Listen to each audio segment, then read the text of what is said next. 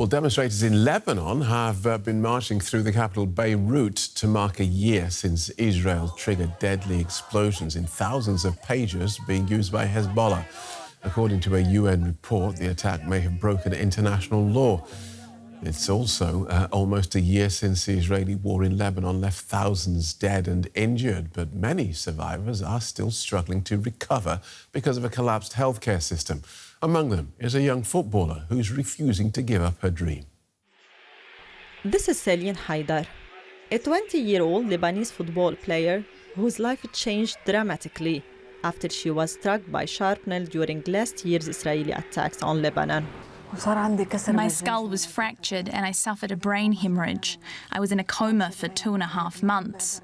I could no longer walk or move my hand, but now I can do both. I just want to finish my treatment and physiotherapy, to return to football and live a normal life. On a November afternoon in 2024, Celine was only 1,000 meters away from a strike when shrapnel pierced her head. That moment was the beginning of a long journey of survival.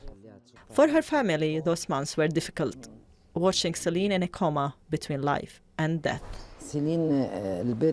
Celine is the soul of the house. When she was injured, it was a huge shock. She spent nearly 3 months in intensive care, in a coma, unable to move. When they told us it was time to wake her, it was such a difficult and decisive moment. But the hardest part came after. The rehabilitation phase placed a heavy financial burden on her family, with no official support. Celine's struggle is just one example of a much larger crisis.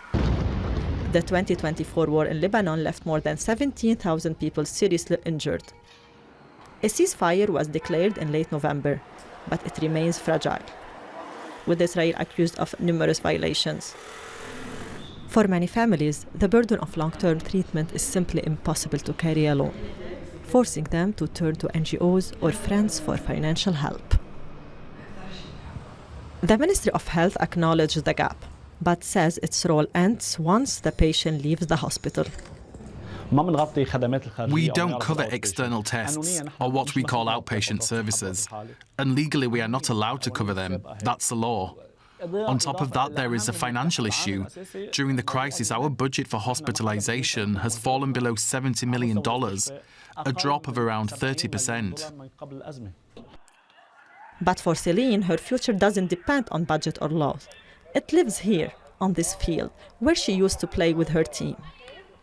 Before her injury, they won the West Asia Cup 2 years in a row. She was about to become captain, admired for her strength and vision.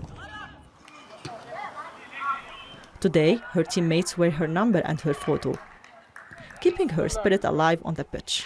After everything I went through, I'm here. I'm in my comfort zone with my family, friends and sisters. I want to achieve my football dreams on this field. Celine's recovery will take time, but her determination is unshakable. Her family and team have shown that their support is just as unwavering.